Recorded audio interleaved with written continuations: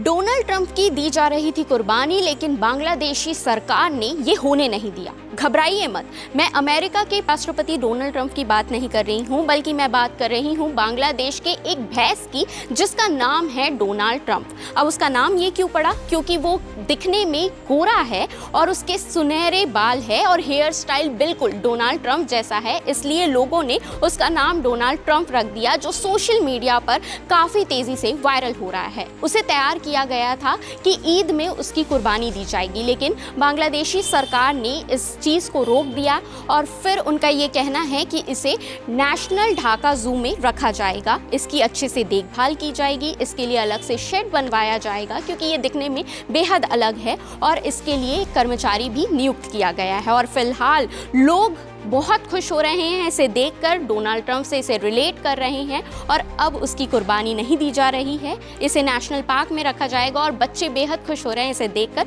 क्या आपने भी इस वायरल वीडियो को देखा है? हमें कमेंट करके ज़रूर बताइएगा।